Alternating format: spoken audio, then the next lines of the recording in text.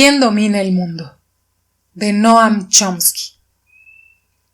Capítulo 9. Contexto y consecuencias de los acuerdos de Oslo.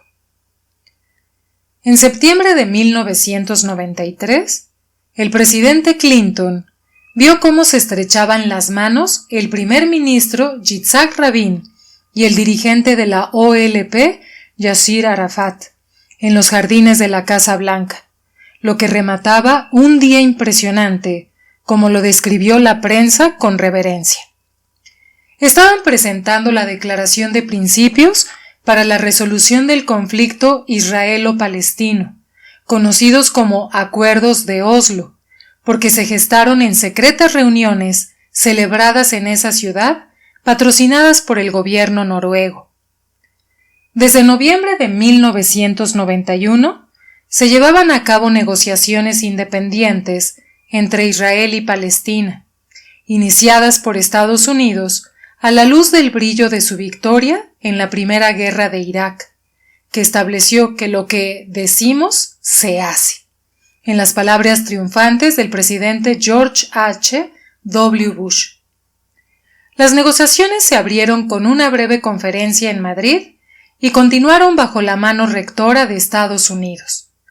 Técnicamente, participaba la debilitada Unión Soviética para proporcionar la ilusión de que las negociaciones tenían auspicios internacionales.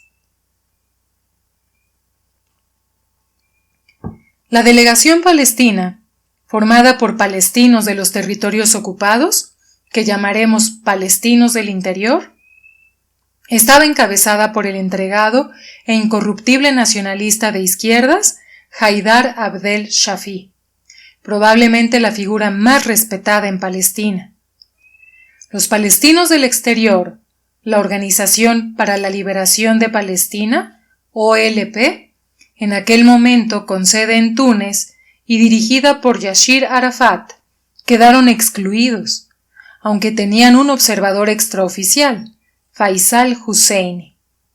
La enorme cifra de refugiados palestinos quedaron totalmente excluidos de las negociaciones, sin ninguna consideración por sus derechos, ni siquiera los que les concedió la Asamblea General de Naciones Unidas. Para apreciar la naturaleza y el significado de los acuerdos de Oslo y las consecuencias que se derivaron de ellos, es importante comprender el trasfondo y el contexto en los que se desarrollaron las negociaciones de Madrid y Oslo.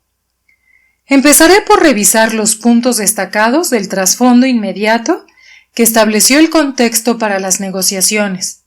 Luego, me centraré en los acuerdos de Oslo y consecuencias, que se extienden hasta el presente. Y finalmente, añadiré unas palabras sobre lecciones que deberían aprenderse. Hacía poco que la OLP, Israel y Estados Unidos habían hecho públicas sus posiciones sobre los aspectos básicos que constituyeron el tema de las negociaciones de Madrid y Oslo. La posición de la OLP se presentó en una declaración del Consejo Nacional Palestino, CNP, en noviembre de 1988, que planteaba una larga serie de iniciativas diplomáticas que se habían rechazado. La OLP pedía el establecimiento de un Estado palestino en los territorios ocupados por Israel desde 1967 y solicitaba al Consejo de Seguridad de Naciones Unidas que formulara e hiciera cumplir disposiciones para la seguridad y la paz entre todos los estados implicados en la región, incluido el Estado palestino, junto con Israel. La declaración del CNP, Consejo Nacional Palestino, que aceptó el consenso internacional para llegar a una solución diplomática, era prácticamente idéntica a la resolución de 2 estados llevada ante el Consejo de Seguridad en enero de 1976 por los estados árabes enfrentados, Egipto, Siria y Jordania. Estados Unidos vetó la propuesta entonces y de nuevo en 1980. Durante 40 años, Estados Unidos ha bloqueado el consenso internacional y, galanterías diplomáticas aparte, sigue haciéndolo. En 1988, la posición negacionista de Washington estaba empezando a resultar difícil de mantener. En diciembre, la saliente administración Reagan se había convertido en el hazmerreír internacional con sus esfuerzos cada vez más desesperados de simular que eran los únicos en el mundo que no oían las propuestas serviciales de la OLP y los países árabes. A regañadientes, Washington decidió declarar la victoria, afirmando que por fin la OLP se había visto obligada a pronunciar las palabras mágicas del secretario de Estado George Shultz y expresar su voluntad de seguir el camino de la diplomacia. Como Shultz deja claro en sus memorias, el objetivo era garantizar la humillación máxima de la OLP, al tiempo que se reconocía que las ofertas de paz no podían seguir negándose. Shultz informó al presidente Reagan de que Arafat estaba diciendo en un sitio unk, unk, unk, y en otro cle, cle, cle, pero no se atrevía a decir uncle, y aceptar así una capitulación absoluta al humilde estilo que se espera de las clases bajas. Por tanto, se permitían discusiones de nivel bajo con la OLP, pero en el buen entendido de que serían insignificantes. En concreto, se estipuló que la OLP debía abandonar su aspiración de una conferencia internacional, de manera que Estados Unidos mantendría el control. En mayo de 1989, la coalición del gobierno israelí entre el Likud y los laboristas respondió formalmente a la aceptación palestina de un acuerdo de 2 estados, declarando que no podría haber ningún estado palestino adicional entre Jordania e Israel, puesto que Jordania ya era un estado palestino por dictado de Israel, al margen de lo que los jordanos y palestinos pudieran pensar, y que no habría ningún cambio en el estatus de Judea, Samaria y Gaza, Cisjordania y Gaza, salvo conforme a las directrices básicas del gobierno israelí. Además, Israel no llevaría a cabo ninguna negociación con la OLP, aunque permitiría elecciones libres bajo un gobierno militar israelí, con gran parte de los dirigentes palestinos en prisión sin cargos o expulsados de Palestina. En el plan propuesto por el secretario de Estado James A. Baker, la nueva administración Bush aprobó esta propuesta sin calificarla en diciembre de 1989. Esas eran las 3 posiciones formales en vísperas de las negociaciones de Madrid, con Washington mediando como el intermediario imparcial.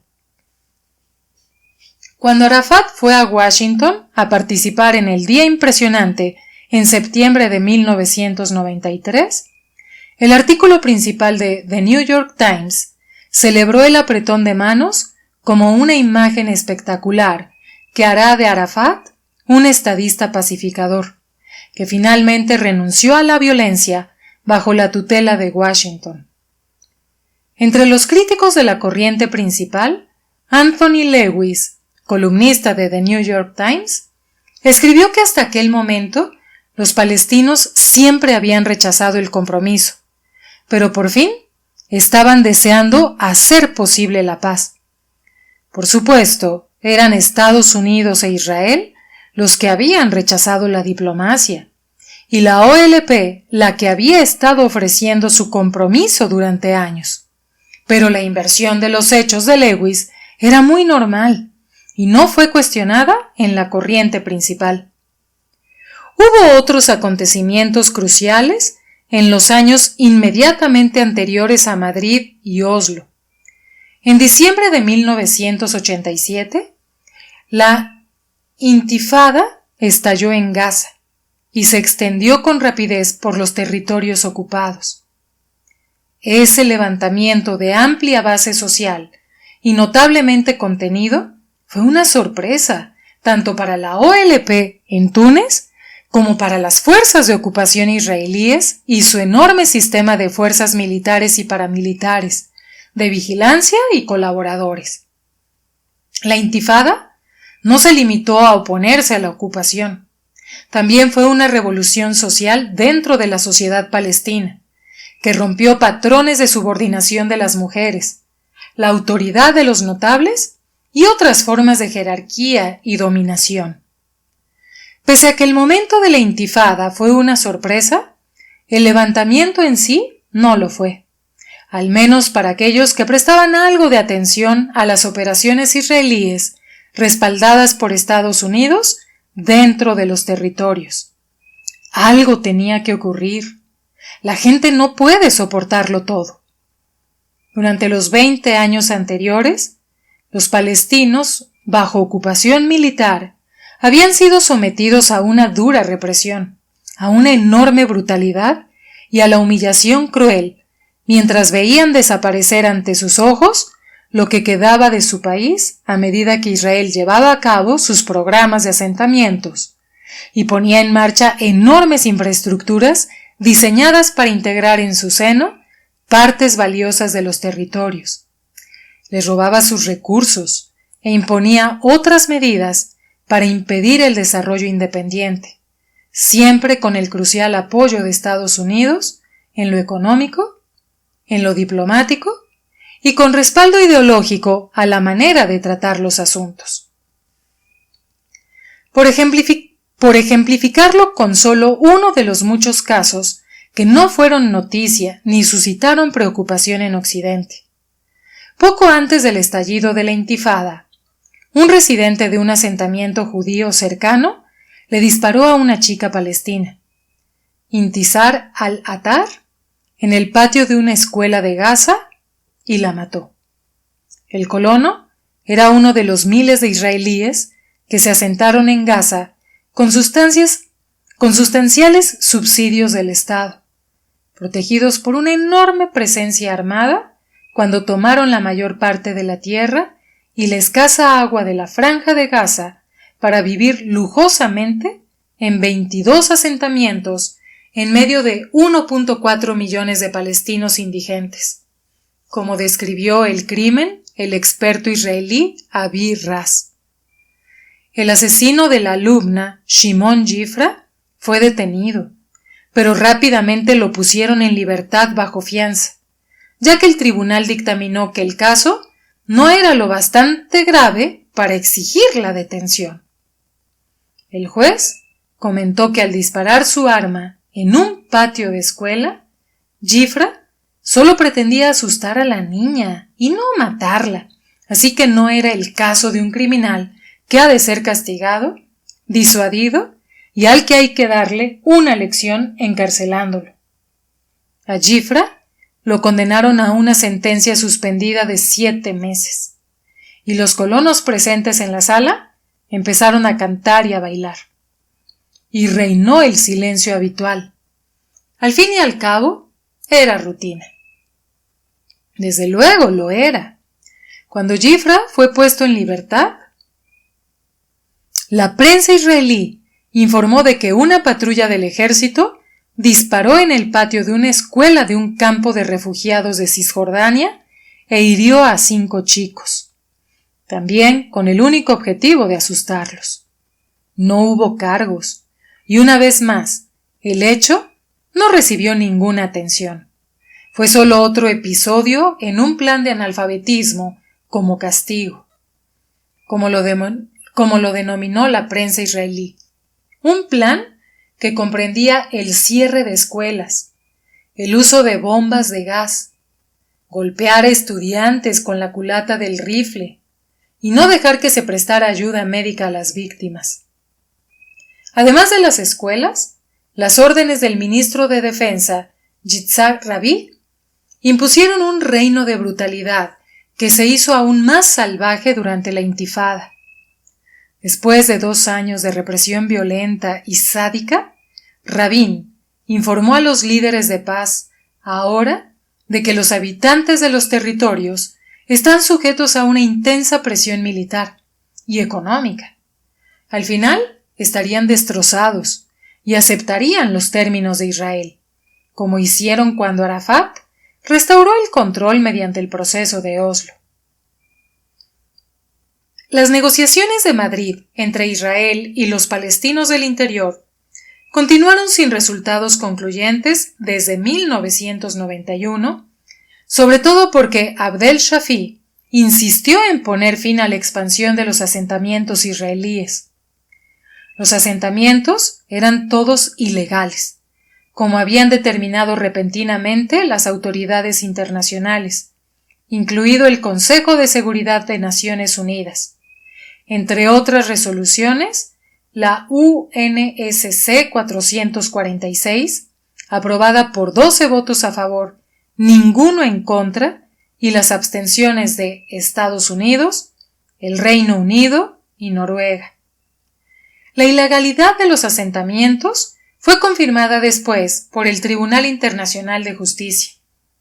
También la reconocieron las más altas autoridades legales de Israel y mandatarios gubernamentales a finales de 1967, cuando empezaron los proyectos de asentamiento. La criminal empresa contemplaba la inmensa expansión y anexión del Gran Jerusalén, lo que suponía una violación explícita de repetidas órdenes del Consejo de Seguridad. El periodista israelí Danny Rubinstein, uno de los analistas mejor informados sobre el tema de los territorios ocupados, resumió de manera precisa la posición de Israel y Estados Unidos. La posición de Israel al inaugurarse la Conferencia de Madrid. Escribió que en Madrid, Israel y Estados Unidos accederían a alguna forma de autonomía palestina, como exigían los acuerdos de Camp David de 1978. Pero sería una autonomía como en un campo de prisioneros de guerra, donde los prisioneros son autónomos para prepararse la comida sin interferencias y organizar eventos culturales. A los palestinos se les concedería poco más de lo que ya habían conseguido: control sobre servicios locales, y los planes de asentamientos de Israel continuarían. Mientras las negociaciones de Madrid y las negociaciones secretas de Oslo estaban en marcha, esos planes se expandieron con rapidez, primero durante el mandato de Yitzhak Shamir y luego en el de Yitzhak Rabin, que fue elegido primer ministro en 1992 y alardeó de que se estaban construyendo más viviendas en los territorios durante su mandato que en ningún otro momento desde 1967. Rabin explicó sucintamente el principio rector: lo importante es lo que hay dentro de las fronteras, y es menos importante dónde están las fronteras, siempre y cuando el Estado de Israel cubra la mayor parte del territorio de la tierra de Israel, Eretz Israel, la anterior Palestina, cuya capital es Jerusalén.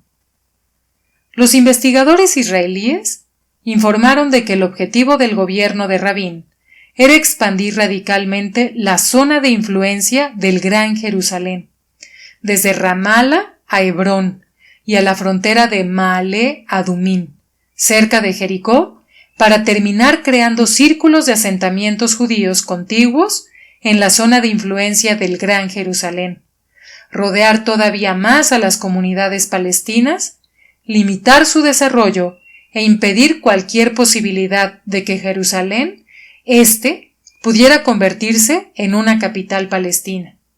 Además, se ha estado construyendo una inmensa red de carreteras para formar la columna vertebral del patrón de asentamientos.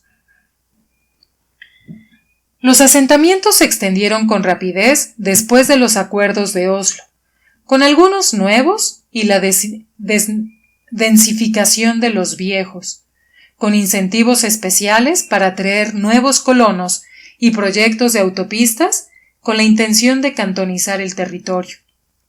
Aparte del anexionado Jerusalén Este, los inicios de obras se incrementaron en más del 40% entre 1993 y 1995, según un estudio de Paz. Ahora, la financiación gubernamental de asentamientos en los territorios se incrementó en el 70% en 1994, el año siguiente a los acuerdos. Dabar, el periódico del gobernante Partido Laborista, informó de que el gobierno de Rabin estaba manteniendo las prioridades del gobierno de ultraderecha de Shamir, al que había reemplazado. Mientras simulaban congelar los asentamientos, los laboristas ayudaron económicamente más incluso que el gobierno de Shamir, y aumentaron las colonias en todas las partes de Cisjordania, incluso en los lugares más provocadores. Esa política se llevó adelante en los años posteriores, y es la base de los actuales programas del gobierno de Netanyahu. Está diseñada para que Israel controle en torno al 40 o 50% de Cisjordania, con el resto del territorio cantonizado, aprisionado a medida que Israel invade el Valle del Jordán y separado de Gaza, lo que viola los acuerdos de Oslo, garantizando de ese modo que cualquier potencial entidad palestina carecerá de acceso al mundo exterior. La intifada la iniciaron y la llevaron a cabo los palestinos del interior.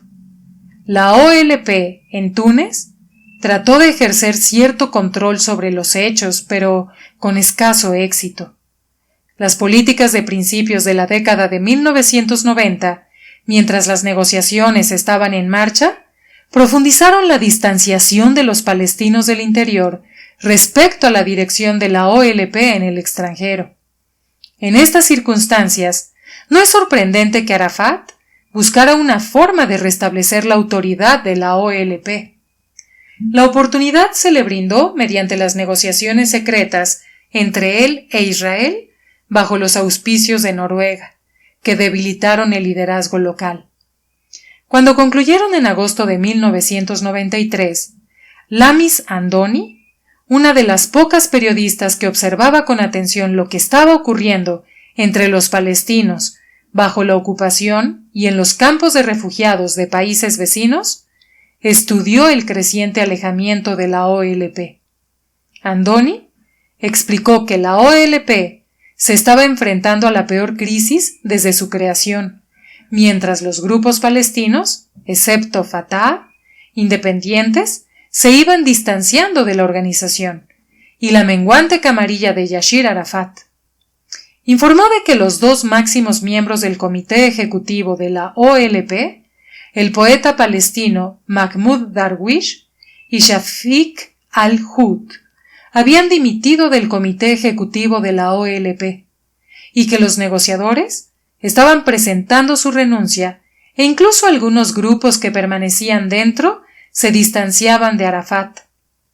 El líder de Fatah en Líbano pidió la dimisión de Arafat, y la oposición a su persona y a la corrupción y autocracia de la OLP iban en aumento en los territorios, junto con la rápida desintegración del grupo principal y la pérdida de apoyo de Arafat en el seno de su propio movimiento.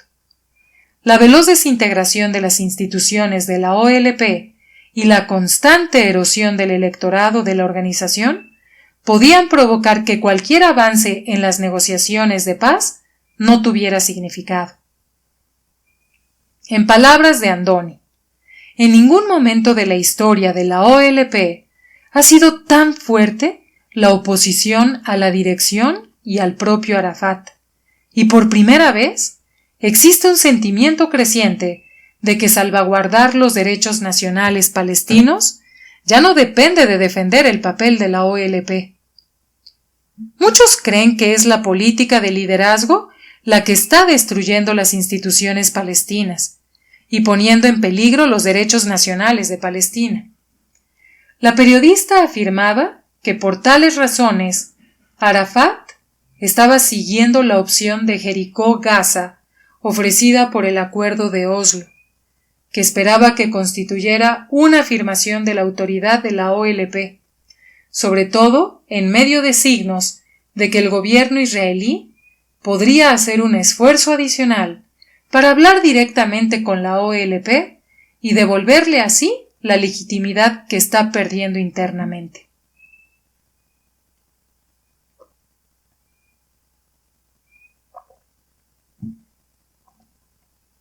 Seguro que las autoridades israelíes eran conscientes de lo que ocurría dentro de Palestina y presumiblemente supieron apreciar que tenía sentido tratar con aquellos que estaban destruyendo instituciones palestinas y poniendo en riesgo los derechos nacionales de Palestina antes de que la población buscara conseguir sus objetivos y esos derechos de alguna otra manera. La reacción a los acuerdos de Oslo entre los palestinos dentro de los territorios fue diversa. Algunos tenían mucha esperanza, otros vieron poco que celebrar. Las cláusulas de los acuerdos han alarmado incluso a los palestinos más moderados, a quienes les preocupa que el acuerdo consolide el control israelí en los territorios, informó Lami Sandoni. Saeb Erekat, veterano negociador palestino, comentó que parece que este acuerdo busca reorganizar la ocupación israelí y no una conclusión gradual. Incluso, Faisal Husseini, muy próximo a Arafat, manifestó que el acuerdo no es el principio que nuestro pueblo estaba buscando. Haidar Abdel Shafi criticó a la dirección de la OLP por aceptar un acuerdo que le permitía a Israel continuar con su política de asentamientos y apropiación de tierra, así como la anexión y judaización de la zona ampliada de Jerusalén y su hegemonía económica sobre los palestinos, y rechazó asistir a la celebración en los jardines de la Casa Blanca.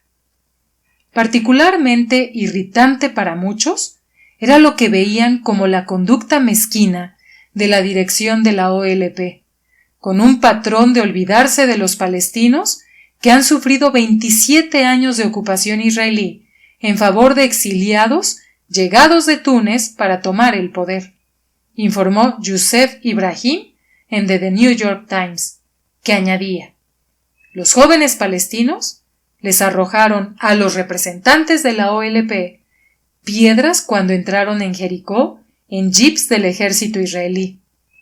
La lista provisional de Arafat para el gobierno de su autoridad palestina reveló que estaba decidido a llenarlo de partidarios del régimen y miembros de la diáspora palestina. Escribió Julián Ozan desde Jerusalén para The Financial Times. La lista solo tenía 2 palestinos del interior, Faisal Husseini y Zakaria al-Agha, ambos adeptos a Arafat. El resto salió de facciones políticas leales, a Arafat de fuera de los territorios. Una mirada a los contenidos reales de los acuerdos de Oslo revela que tales reacciones fueron, si acaso, excesivamente optimistas. Los acuerdos explicitaban las exigencias de Israel, pero optaba por el silencio sobre los derechos nacionales palestinos. Se ceñía a la concepción articulada por Dennis Ross, principal asesor del presidente Clinton para Oriente Próximo y negociador en Camp David en 2000, y después asesor clave también de Obama. Como explicó Ross, Israel tiene necesidades, mientras que los palestinos solo tienen deseos, obviamente de menor calado. El artículo 1 de la Declaración de Principios afirma que el resultado final del proceso ha de ser un asentamiento permanente basado en las resoluciones 242 y 338 del Consejo de Seguridad. Los que estaban familiarizados con la diplomacia en torno al conflicto israelí-palestina no tuvieron ninguna dificultad en comprender lo que significaba. Las resoluciones 242 y 338 no decían nada en absoluto de los derechos de los palestinos, salvo por una vaga referencia a un acuerdo justo en el problema de los refugiados. Las resoluciones posteriores, referidas a los derechos nacionales palestinos, se pasaron por alto en los acuerdos. Si la culminación del proceso de paz se ponía en marcha en esos términos, los palestinos podían despedirse de cierto grado de derechos nacionales en la antigua Palestina. Otros artículos de los acuerdos de Oslo manifiestan todo esto con más claridad. Estipulan que la autoridad palestina se extiende sobre el territorio de Cisjordania y la Franja de Gaza, salvo para cuestiones que se tratarán en las negociaciones permanentes: Jerusalén, asentamientos, ubicaciones militares e israelíes, es decir, salvo para todas las cuestiones significativas. Además, después de su retirada, Israel continuará siendo responsable de la seguridad externa, de la seguridad interna y del orden público de los asentamientos y de los israelíes. Las fuerzas militares y los civiles israelíes podrán continuar utilizando con libertad las carreteras dentro de la Franja de Gaza y la zona de Jericó, las dos áreas de las que Israel se comprometió a retirarse en algún momento. En resumen, no habría cambios significativos. El documento tampoco tenía nada que decir sobre los planes de asentamientos en el corazón del conflicto, que incluso antes de la vasta expansión bajo el proceso de Oslo, ya debilitaban la perspectiva de que los palestinos lograran un grado significativo de autodeterminación. En resumen, solo sucumbiendo a lo que en ocasiones se denomina ignorancia intencionada, podía uno creer que el proceso de Oslo era un camino hacia la paz. No obstante, esa idea se convirtió casi en dogma entre los periodistas y los intelectuales occidentales. Tras los acuerdos de Oslo, llegaron otros acuerdos entre Israel y Arafat OLP. El primero y más importante de ellos fue el Acuerdo Oslo II, en 1995, poco antes de que el primer ministro Rabin fuera asesinado, un suceso trágico, aunque el elaborado espejismo de Rabin el pacificador no aguanta el análisis. El Acuerdo Oslo II es lo que se esperaría que elaboraran unos estudiantes de derecho inteligentes, a los que se les asignara la tarea de construir un documento que diera a las autoridades de Estados Unidos e Israel la opción de hacer lo que les complacía, al tiempo que dejaban espacio a las conjeturas sobre resultados más aceptables, de manera que cuando se viera que esos resultados no se alcanzaban, cabía la posibilidad de achacar la culpa a los extremistas que han socavado el compromiso. Para ilustrarlo, el Acuerdo Oslo II estipulaba que los colonos ilegales en los territorios ocupados permanecerían bajo jurisdicción y legislación israelíes. En la expresión oficial, el gobierno militar israelí en los territorios mantendrá los poderes legislativo, ejecutivo y judicial, y sus responsabilidades de acuerdo con su ley internacional, que Estados Unidos e Israel siempre han interpretado a su albedrío, con la aquiescencia tácita de Europa. Tal laxitud también les garantizaba a esas autoridades el poder de veto efectivo sobre la legislación palestina. El acuerdo afirmaba que cualquier legislación que enmienda o deroga las leyes u órdenes militares existentes, impuestas por Israel, no tendrá ningún efecto y será nula ab initio si excede la jurisdicción del Consejo Palestino, que no ejercía ninguna autoridad en la mayoría de los territorios y en otros lugares solo una autoridad condicionada a la aprobación israelí, o es de otro modo inconsistente con este o cualquier otro acuerdo. Además, el lado palestino respetará los derechos legales de los israelíes, incluidas las empresas israelíes, relacionados con tierras situadas en zonas bajo jurisdicción territorial del Consejo, es decir, en las zonas limitadas donde las autoridades palestinas deberían tener jurisdicción sujeta a la aprobación israelí.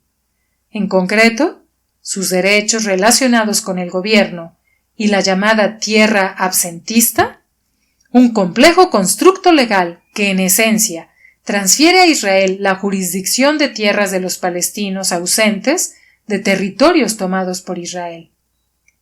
Las dos últimas categorías constituyen la mayoría de la religión, aunque el gobierno de Israel, que determina unilateralmente sus fronteras, no proporciona cifras oficiales. La prensa israelí informó de que las tierras estatales sin ocupar equivalían a alrededor de la mitad de Cisjordania y el total de las tierras del Estado alrededor del 70%. Así pues, Oslo II anuló la decisión de casi todo el mundo y todas las autoridades legales relevantes de que Israel no tiene derechos sobre los territorios ocupados en 1967 y que los asentamientos son ilegales.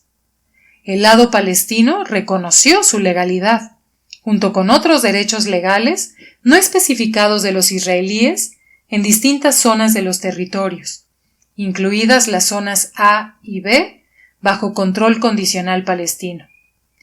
Oslo II implantó con mayor firmeza el logro fundamental de Oslo I. Todas las resoluciones de Naciones Unidas sobre los derechos palestinos fueron derogadas, incluidas las relativas a la legalidad de los asentamientos, el estatus de Jerusalén y el derecho al retorno.